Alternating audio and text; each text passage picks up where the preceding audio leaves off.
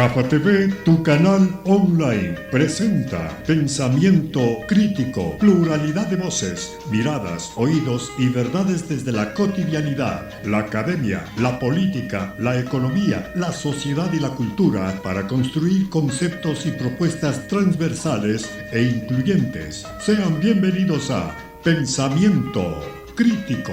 Gracias al gentil auspicio de Medwin Sistemas, la solución perfecta. Fantasías Maffer. Señoras y señores amigos de GAFA TV Ecuador, tengan ustedes muy buenas noches. Gracias por estar siempre pendientes de Pensamiento Crítico, el programa de entrevistas de GAFA TV Ecuador. Nos pueden ver en Facebook, en Twitter, en Instagram, en YouTube y por supuesto dar un like en nuestra página web www.gafatv.com. Esta noche en Pensamiento Crítico nos acompaña el economista Patricio Almeida, expresidente del Colegio de Economistas de Pichincha. Hay algunos temas para tratar con el invitado en esta noche. Para el desarrollo del tema le damos paso a nuestro compañero Fernando García. Fernando, bienvenido, muy buenas noches. Hola Galo, señoras y señores, amigos y amigas, buenas noches, bienvenidos a Pensamiento Crítico de GAFA TV Ecuador. Este miércoles 24 de febrero del 2021. Nos salimos del tema electoral y político y de las vacunas para hablar un poco de economía, un tema que se reactiva con el reenvío del día de ayer por parte del Gobierno Nacional a la Asamblea Nacional el proyecto de ley de defensa de la dolarización.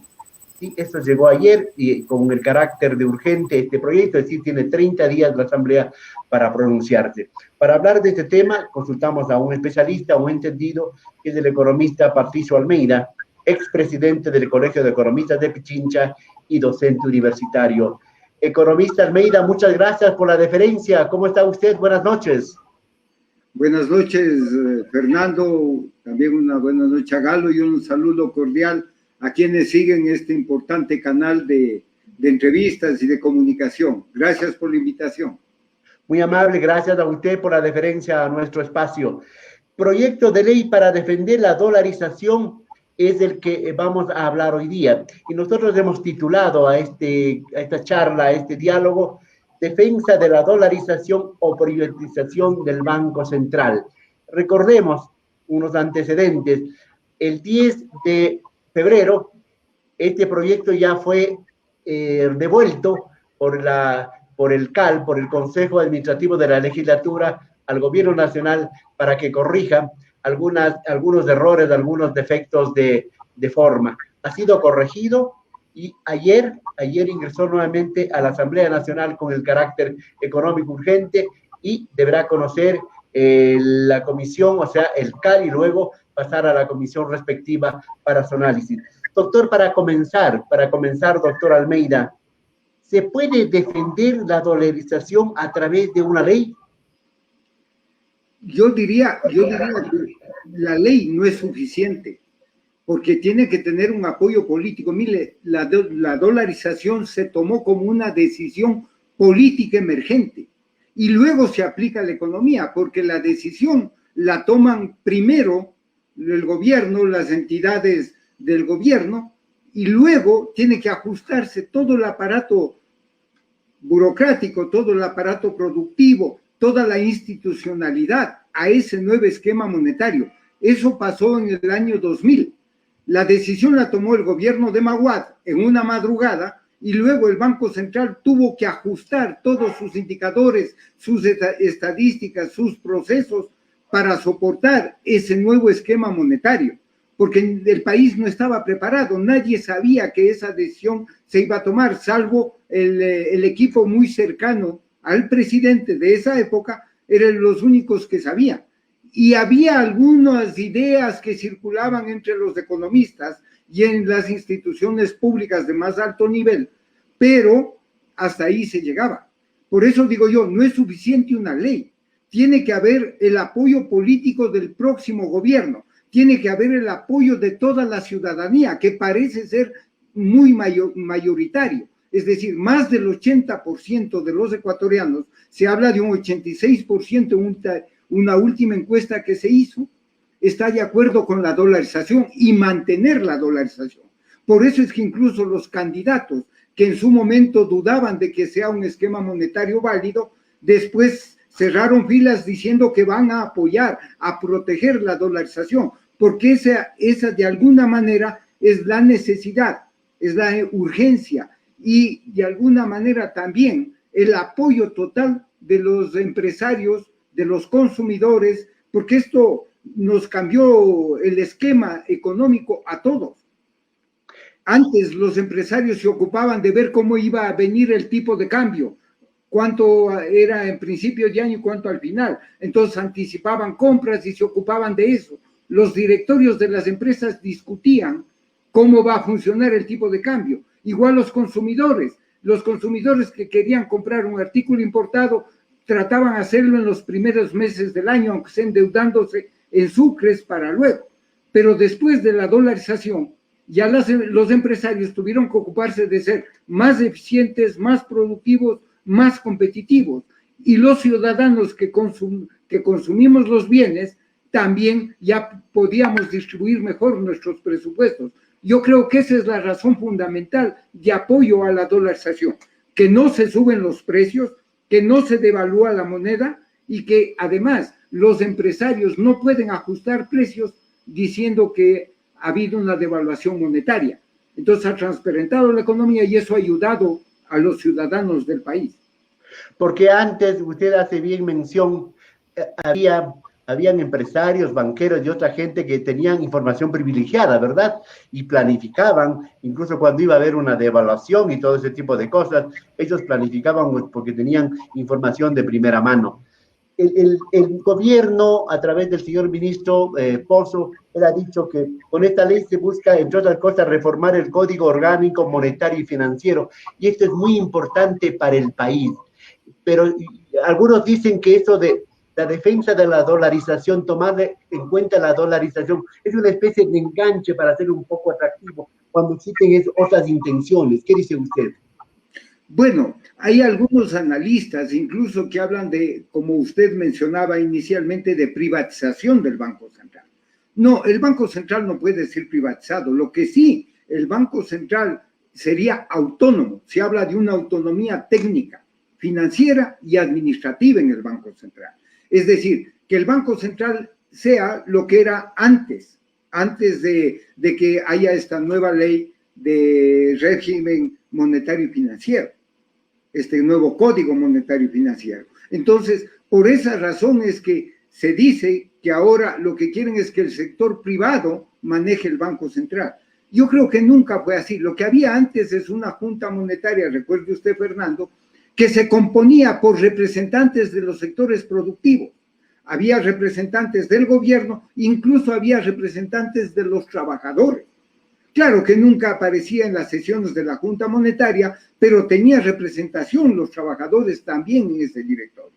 Por eso es que se dice que ahora se privatiza, porque van a tener otra vez la voz en el directorio del Banco Central los sectores privados, los sectores exportadores, los sectores industriales, los sectores, diría, de economía interna y externa, o sea, las empresas que producen para mercado interno y para mercado internacional. Por esa razón es que se habla de privatización. Pero yo diría que el Banco Central debe tener autonomía técnica, financiera, sí, pero debe estar un poco en coordinación con el gobierno, porque el Banco Central tiene que ser el asesor económico financiero directo del gobierno nacional. No puede ser autónomo en todos los niveles, es decir, que el Banco Central sea una isla del país. Yo no creo que eso funcione así, sino que el Banco Central sea el asesor del gobierno, sea el que maneja la política monetaria, pero en coordinación con la política fiscal. La política fiscal tiene que manejar el Ministerio de Finanzas, por ende el gobierno nacional.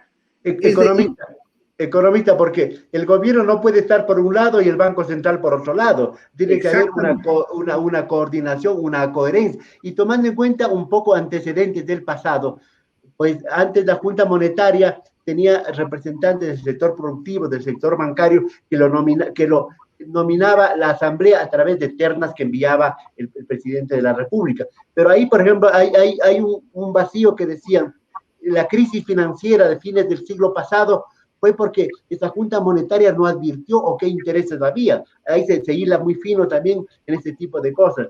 Ahora se habla, por ejemplo, de que se trata de que el Banco Central sea autónoma, independiente, pero no puede serlo porque pertenece a un mismo país y debe estar sintonizado a la política que está manejando el gobierno. Pero hay riesgos de que se pueda mal manejar los recursos, la Reserva Monetaria Internacional, los depósitos de los encajes bancarios, economista.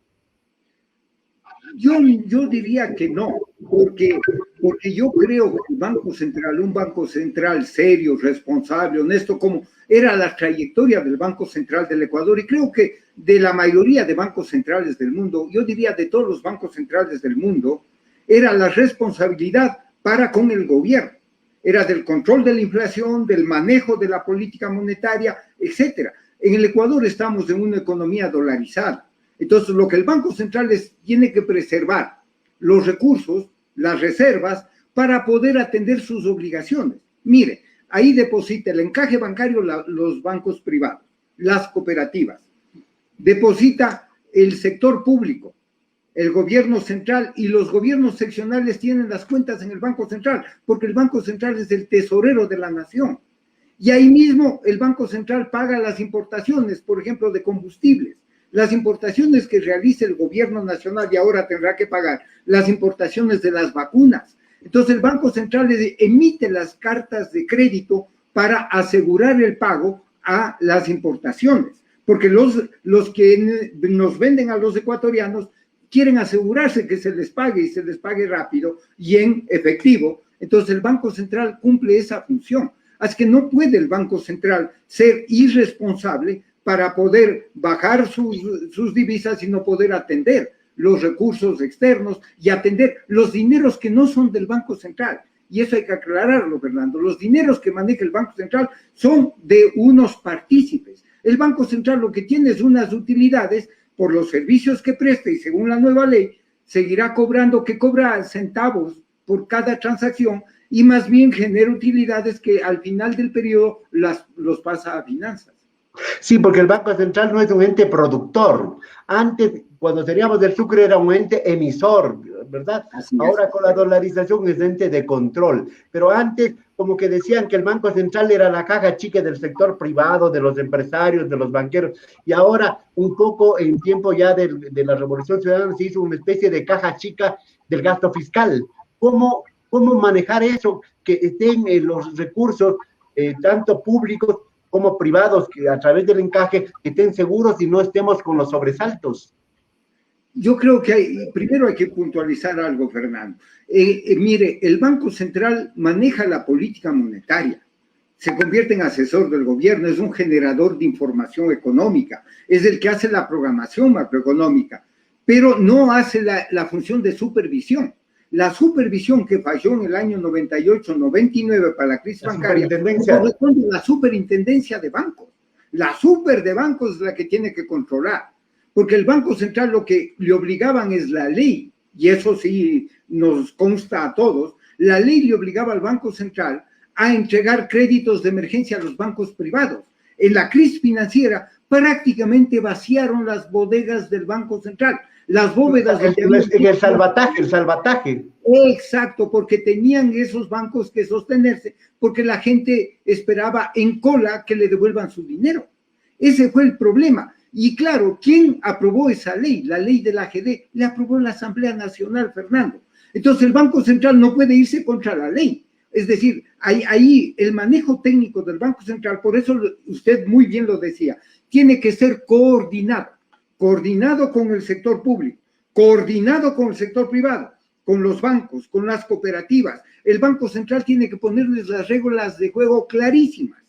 Y también al sector público. El sector público no puede financiar su déficit recurriendo a recursos que no son del Banco Central y tampoco son del gobierno. Esos son de la gente, de los que tenemos depósitos en la banca privada o en cooperativas, de los que tenemos los depósitos, somos los dueños de ese encaje. Y los partícipes son los gobiernos seccionales. Mire, ahora hasta las juntas parroquiales tienen que tener cuenta en el Banco Central. Los municipios, los consejos provinciales, las empresas públicas. Es decir, el Banco Central es un banco que sirve al país. Es un banco de bancos para el sector privado y es un banco que es un tesorero de la nación, es un tesorero para el sector público. Economista, hay que puntualizar, por ejemplo, usted dice de la Asamblea Nacional, sí, la de 1998, la de Sangolquí, la de los cuarteles, esa Asamblea Nacional que aprobó esas regulaciones. En todo caso, esta es una exigencia del Fondo Monetario Internacional también, por supuesto, porque está dentro de esos parámetros. Lo que llama la atención que el gobierno, justo hoy faltan 3 meses para que se vaya el señor Moreno. Justo se empecina en los últimos días, en los últimos cartuchos. Eso debía haber sido al inicio de gobierno, debía haber sido un momento más propicio, incluso políticamente, donde tenga algún soporte en la Asamblea Nacional, pues políticamente hablando, economista. Usted lo ha dicho muy bien. Ese es un problema de este gobierno. Este gobierno, vea, nos ha quedado debiendo un montón de cosas por su ineptitud. Porque hay que decirlo con nombre y apellido. Mire, cuando empezaba este gobierno, creyó que la mesa estaba servida. No tomó medidas en serio para poder sacarle al país adelante cuando ya la crisis ya estaba lanzada en el Ecuador. Desde el 2015, Fernando, ya tenemos problemas con el crecimiento de la economía ecuatoriana, ya teníamos problemas de desempleo, ya teníamos un problema de un déficit fiscal enorme. Teníamos un hueco fiscal de por lo menos 5.000 millones, luego se amplió a 8.000 y en la pandemia llegó a 12.000 millones de déficit, la tercera parte del presupuesto general del Estado.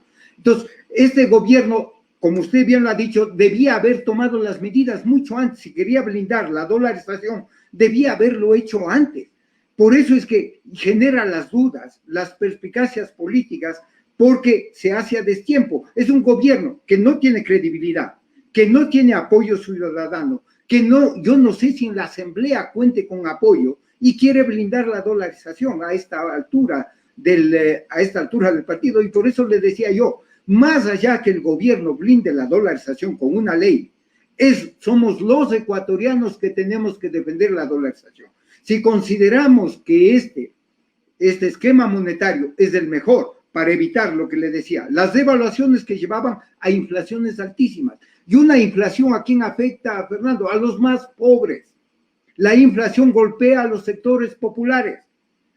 Porque ¿qué hace el empresario? El empresario traslada la inflación a los precios.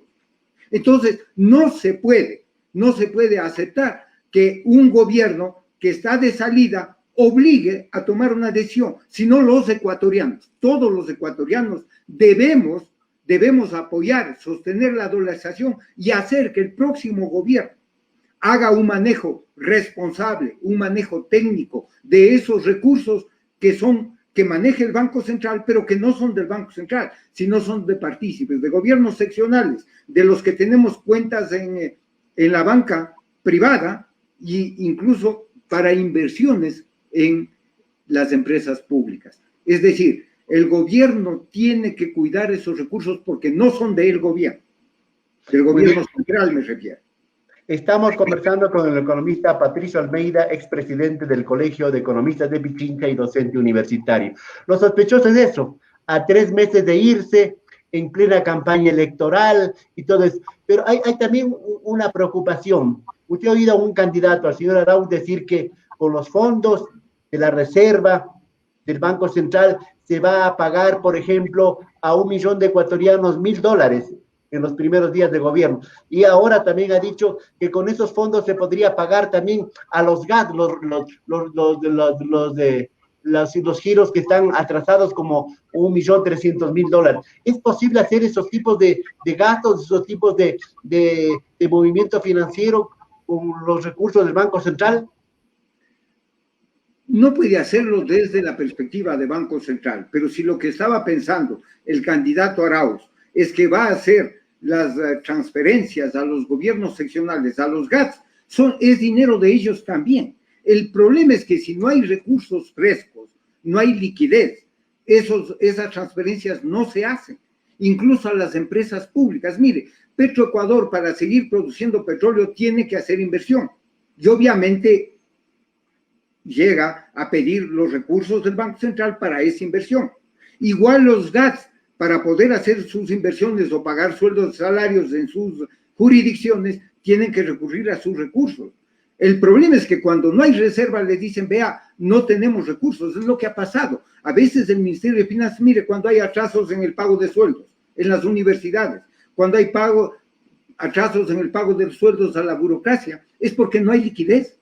Entonces, lo que tiene que garantizar el gobierno es liquidez para poder atender, digamos, todas las obligaciones que tiene el Estado con los trabajadores, que tiene el Estado con los GATS, con los gobiernos autónomos descentralizados y que también tiene con las empresas públicas. En otras palabras, si es que, por ejemplo, usted lo ha dicho, hay ofrecido $1,000 a 1 millón de familias. Yo diría, qué bueno, el problema es de dónde se financia. El Banco Central no puede financiar eso porque el Banco Central ya tiene obligaciones que cubrir. Si es que el candidato Arauz consigue recursos de afuera para poder atender recursos frescos a bajas tasas de interés y atender ese pedido, enhorabuena. Pero yo no sé. El candidato ha dicho, perdón, que va a expatriar dineros de gente que está fuera, dineros tanto públicos como privados. ¿Es posible hacer esa operación también? Es muy difícil porque mire, antes lo que se hizo en el gobierno de Correa es poner un coeficiente a la banca de recursos que tiene que tener en el país. Se hablaba de que ese coeficiente tenía que ser de alrededor del 60%. Pero ¿qué es lo que pasa? ¿Por qué la banca tiene recursos afuera? También eso hay que explicar. La banca tiene recursos afuera porque tiene que tener un seguro de depósitos y un fondo de liquidez.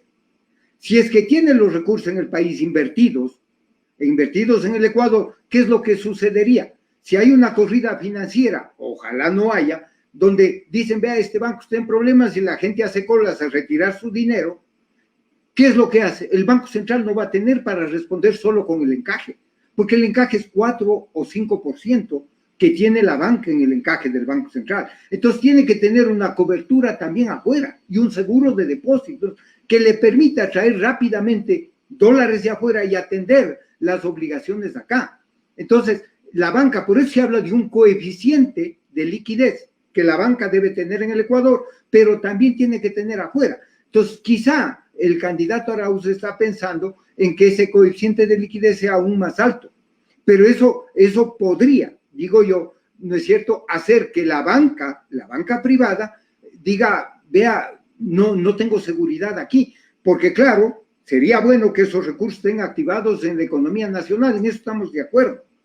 Pero también la banca tiene que responder a sus depositantes, porque no puede desatender. Si es que yo quiero retirar mi dinero en un banco y me digan, usted no puede hacerlo, no, pues yo... Oiga, economista, un poco así, para hablar un poco popularmente, hacerse generoso con dinero ajeno, ¿ah?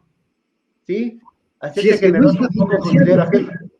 Si es que el gobierno consigue dinero de afuera, aunque sea con deuda de largo plazo, eso podría cumplir con eso. El problema es, ahora, ¿quién nos presta dinero para eso?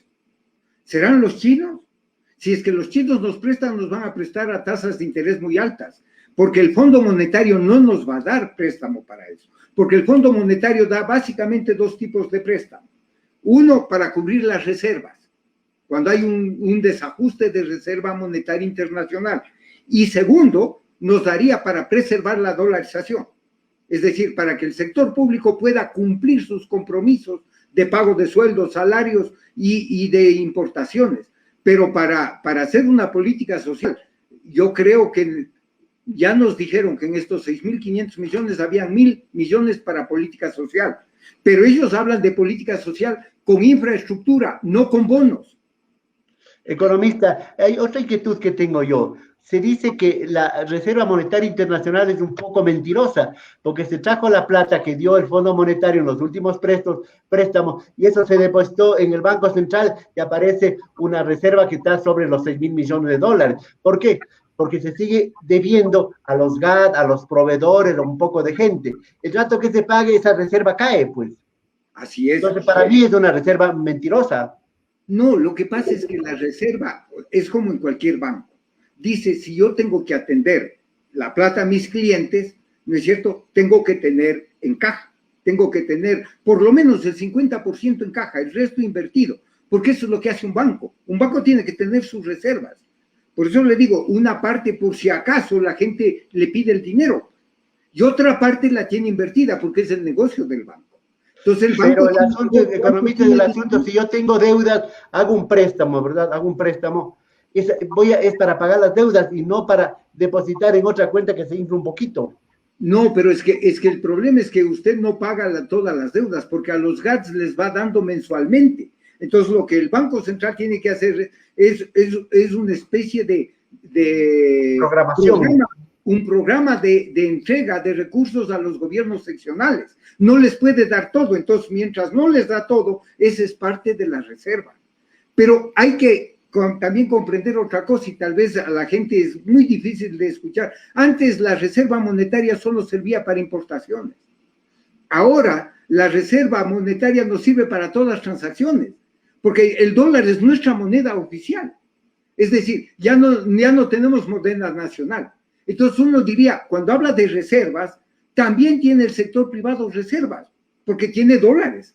Nosotros tenemos dólares en nuestras cuentas de banco, también tenemos reservas, por eso que se habla de reservas de libre disponibilidad.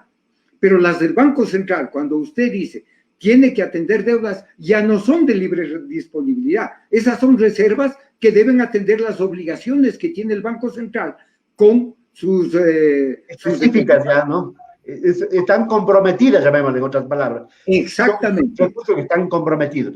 Volviendo un poco a este proyecto de ley que corre plazo ya desde ayer, los 30 días, ¿cuán beneficiosa, más allá que puede ser inoportuna, tardía, en época electoral y con algunas suficacias, cuánto puede aportar a la tranquilidad de los ecuatorianos en cuanto a no tener esa duda, esa sospecha de lo que pasó a fines del siglo pasado? Yo creo que esta ley le devuelve la autonomía al Banco Central y ese es el primer, digamos, artífice necesario. Es decir, lo que está planteando la ley es que hay que confiar en quién va a dirigir el Banco Central y quién va a dirigir la Junta Monetaria y Financiera. Es decir, vamos a confiar en ecuatorianos que sean serios, responsables, honestos, tienen que ser elegidos los mejores para que puedan cuidar los recursos del país. Es lo que está planteando la ley. Es decir, despolitizarle a la Junta Monetaria. Porque mira, el directorio, ¿quiénes eran? Son 5 ministros del gobierno. Entonces, la decisión tomaba el gobierno y el Banco Central solo era ejecutor de políticas. Ahora, con esta nueva ley se plantea que el Banco Central diseñe la política monetaria, incluso diseñe la política económica desde la política monetaria con la programación macroeconómica.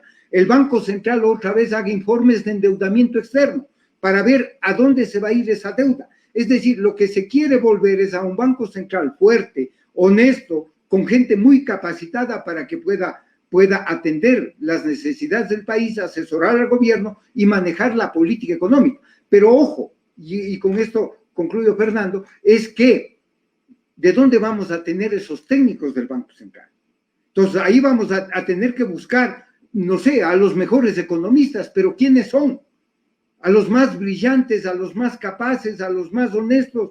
Es decir, tenemos que tener unos profesionales del Banco Central tipo Guillermo Pérez Chiriboga, ¿no? Que era un tipo súper serio que gerenció el Banco Central y era de una honestidad a toda prueba. Economista, he ahí la duda. Porque antes también se hablaba de que eran los mejores técnicos los que iban a la Junta Monetaria, iban al Banco Central, iban a la Superintendencia de Bancos, ¿verdad? Pero vea lo que pasó, vea las secuelas tenemos hasta ahora mismo. En todo caso, esperemos que se escoja, porque ahí la ley dice que sean técnicos y profesionales sin conflicto de intereses. Y eso es bastante difícil encontrarlos, ¿verdad? Bastante difícil encontrarlos que no tengan intereses directos o indirectos con ciertos sectores de presión. En todo caso, ¿qué le augura usted a esta ley en la Asamblea, a este proyecto en la Asamblea, economista? Mire, más allá de eso, yo diría que todos tenemos una historia y lo que hay que revisar es la historia de a quién queremos ponerle en el Banco Central. Yo creo que eso es súper relevante. A veces uno no se da cuenta, pero a los candidatos deberemos analizar toda la historia y la trayectoria para poder votar, ¿no es cierto?, por un delegado, un representante en el Banco Central. Entonces hay que ver, yo creo que hay ecuatorianos buenos, capaces, honestos, pero no es solamente los conflictos de intereses suficiente, Fernando. Hay que buscar a los de mejor voluntad, de más buena voluntad, a los ecuatorianos que tengan una vida impecable, intachable, y que tengan ya su experiencia, sus años, para que no vayan a improvisar, porque tenemos que ver gente probada para ese director. En esas condiciones yo diría que en la Asamblea Nacional, dado el conflicto que hay de intereses y la correlación de fuerzas, yo lo veo muy difícil. Incluso mire, creo en algunos temas que consideraba relevantes, apoyaba. Yo no sé si esta ley, aunque le conviene a los ecuatorianos, y creo que conviene a la mayoría según las encuestas, pero yo creo que esta ley no tiene un buen futuro.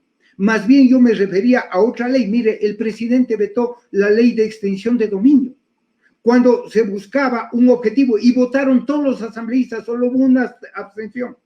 Sin embargo, esa ley que se supone iba a reducir la corrupción, le vetó. Entonces, yo me pregunto, está en manos de la Corte Constitucional ahora. Claro, por eso, porque era obvio que iban a enviar ahí para darle largas. Porque yo no sé si hay la voluntad de aprobar una ley que era necesaria y urgente. Es la ley, preservar la dolarización. Yo no sé si la correlación de fuerzas en la Asamblea le dé para sostener esa ley. Lo veo muy, muy complicado. Muchas sospechas creo que existen en torno a un sinnúmero de leyes que el gobierno ha vetado, o que el gobierno, como el Código de la Salud, por ejemplo, ¿verdad?, que lo vetó completamente, y otras leyes. Hubo una ley anticorrupción anteriormente que también la vetó, un sinnúmero de cosas. En todo caso, tomando su optimismo, sus palabras de que hay que buscar a los mejores ecuatorianos, en capacidad, en experiencia, en probidad, ¿verdad? Yo creo que sí los hay esos ecuatorianos que piensen y se comprometan con el Ecuador, con su futuro, con su presente y con las nuevas generaciones. Economista, le agradezco infinitamente por su tiempo y por sus conceptos. Muchas gracias. Gracias a usted, Fernando.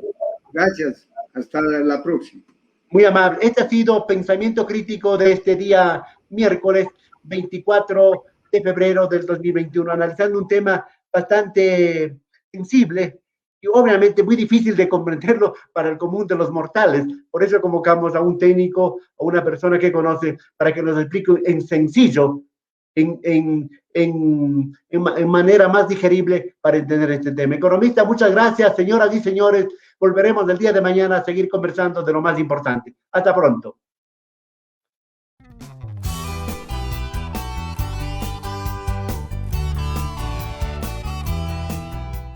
Somos Gafa TV Online, desde Quito, Ecuador, para todo el mundo.